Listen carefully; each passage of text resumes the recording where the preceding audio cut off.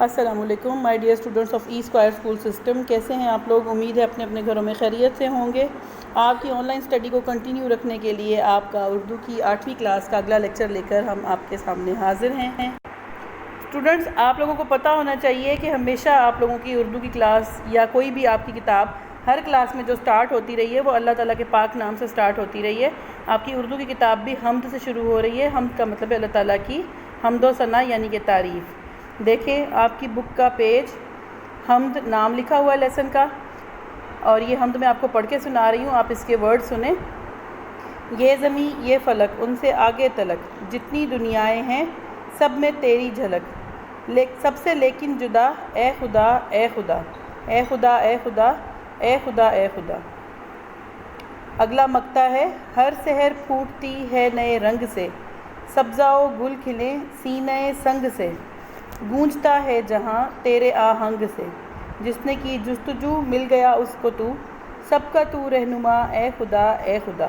Students, مقطع کا پہلی line دیکھیں، ہر سحر پھوٹتی ہے نئے رنگ سے، یعنی کہ دنیا میں آنے والی ہر صبح کا ایک اپنا ہی نیا رنگ ہے. سبزہ و گل کھلیں سینہ سنگ سے، سنگ پتھر کو کہتے ہیں اور سبزہ و گل ہریالی اور پھولوں کو کہتے ہیں. تو اسٹوڈنٹس، زمین دیکھیں پتھر کی طرح سخت ہوتی ہے، لیکن اللہ تعالیٰ کے حکم سے اس میں سبزہ اور پھول کھلتے ہیں، بیج اگائے جاتے ہیں، تو اس میں سے سب سے پہلے ہریالی کومپل پھوٹتی ہے اور پھول بھی کھلتے ہیں. گونجتا ہے جہاں تیرے آہنگ سے، اس کا ایک خاص مطلب ہے. آہنگ کا مطلب ہے آواز، اور اللہ تعالیٰ کی آواز سے یہ جہان کیسے گونجتا ہے؟ کیا آپ نے کبھی اللہ تعالیٰ کی آواز سنی ہے؟ تو میں آپ کو یہ بتاتی ہوں کہ اللہ تعالیٰ کی آواز یا اللہ تعالیٰ کے آہنگ سے یہ جہان کے گونجنے کا مطلب ہے اذان کی آواز سے اس دنیا کا گونجنا. دنیا میں ہر وقت ہر جگہ پر کہیں نہ کہیں اذان کی آواز سنائی دیتی رہتی ہے، اور اللہ تعالیٰ کے آہنگ سے یہ جہان گونجتا رہتا ہے. جس نے کی جستجو مل گیا اس کو تو، اس کا مطلب یہی ہے کہ جس نے جستجو کی کہ ہمیں اللہ تعالیٰ سے ملنا ہے. ملاقات اللہ تعالیٰ سے نہیں ہو سکتی.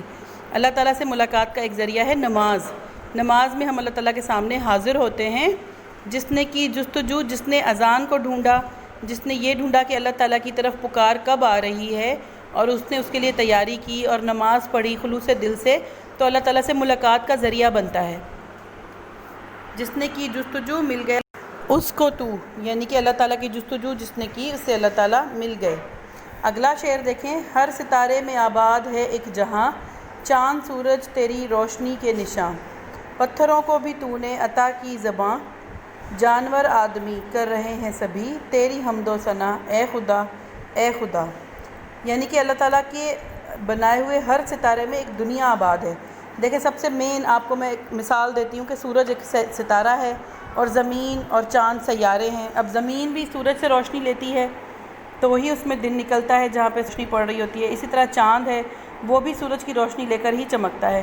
تو ایک ستارہ سورج ہے جس سے کتنے جہان آباد ہیں. تو سوچیں کہ اللہ تعالیٰ نے اور کتنی دنیایں بنائی ہوں گی جن تک ہماری پہنچ بھی نہیں ہے.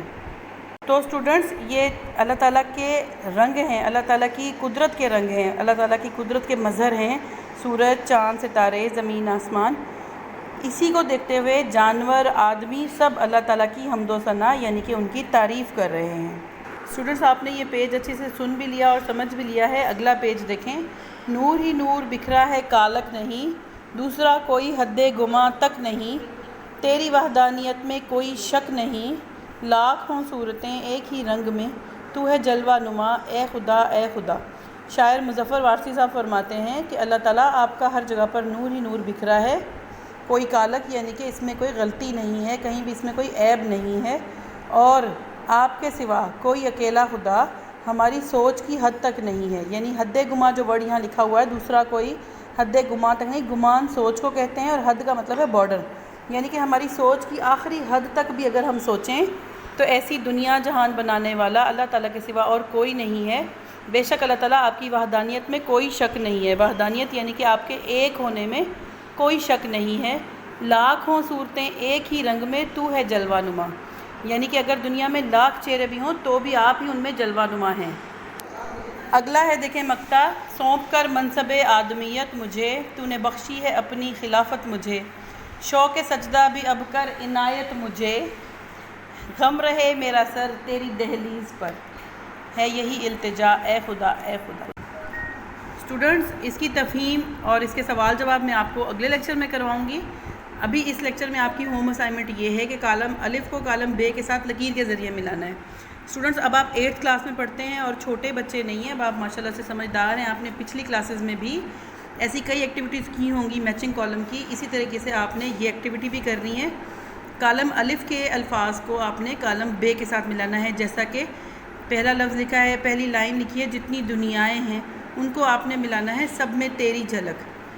سبزہ و گل کھلیں سینہ سنگ سے، نور ہی نور بکھرا ہے کالک نہیں، جس نے کی جستجو مل گیا اس کو تو، پتھروں کو بھی تو نے عطا کی زباں، جانور آدمی کر رہے ہیں سبھی، دوسرا کوئی حد گماں تک نہیں، تو ہے جلوہ نما اے خدا اے خدا،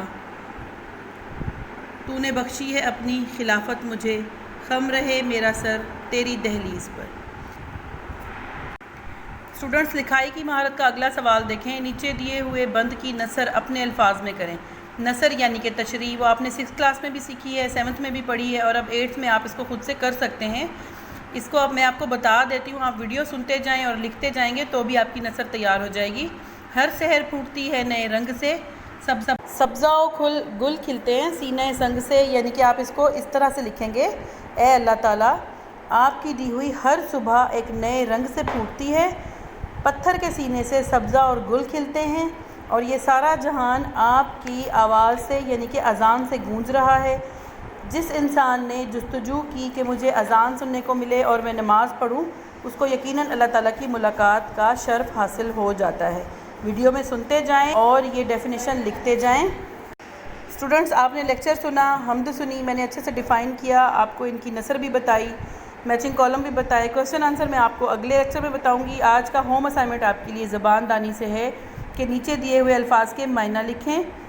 آپ نے جملوں میں استعمال کرنے والے ورڈز، معنی کے ورڈز اچھے سے سمجھیں۔ فلک، پہلے آپ ان کے مطلب سمجھ لیں اور لکھیں۔ فلک کا مطلب آسمان، تلک کا مطلب تک یعنی کہ جہاں تک، سبزہ و گل یعنی ہریالی اور پھول، سحر کا مطلب صبح، آہنگ کا مطلب آواز، کالک کا مطلب سیاہی، حد گماں کا مطلب ہے سوچ کی حد، جستجو کا مطلب ہے تلاش، ثنا کا مطلب ہے تعریف، نور کا مطلب ہے روشنی، جلوہ نما کا مطلب ہے ظاہر ہونا، خم رہنا کا مطلب ہے جھکے رہنا، منصب کا مطلب ہے رتبہ، شوق سجدہ کا مطلب ہے عبادت کرنے کا شوق۔ ان کے معنی لکھیں۔ جملوں میں استعمال کرنے والے الفاظ آپ کے سامنے ہیں۔ جملوں میں استعمال کرنے والے الفاظ کو غور سے سنیں۔ جھلک، رنگ، رہنما، حمد، وحدانیت، خلافت، شوق، التجا، دہلیز اور آباد۔ یہاں پہ آپ کا صحیح سے امتحان ہے کہ آپ نے اتنی دنوں سے اسٹڈی اگر چھوڑی ہوئی ہے تو آپ ان الفاظ کے کس طرح سے جملے بنائیں گے، جو کہ بہت ہی آسان ہے، کوئی اتنی مشکل نہیں ہے۔ آخری سوال ہے جمع لکھیں۔ میں آپ کو جمع بھی بتا دیتی ہوں۔ لفظ دیکھیں، فلک، سحر، نور، منصب، نشان سجدہ۔ تو اسٹوڈنٹس، فلک کی جمع ہے افلاک، سحر کی جمع ہے اسحار، نور کی جمع لکھیں انوار، منصب کی جمع لکھیں مناصب، نشان کی جمع ہے نشانات، اور سجدہ کی جمع ہے سجود۔ ان تمام کے جمع لکھ لیں، الفاظ کے معنی لکھ لیں اور نثر لکھ لیں۔ تینوں سوال جب آپ حل کر چکے ہیں تو ان کی تصویر لے کے ہمیں ضرور سینڈ کریں تاکہ ہم اس کو دیکھ کر آپ کا اگلا لیکچر تیار کر سکیں اور آپ تک پہنچائیں۔ بہت شکریہ، امید ہے آپ اس کو فالو کریں گے۔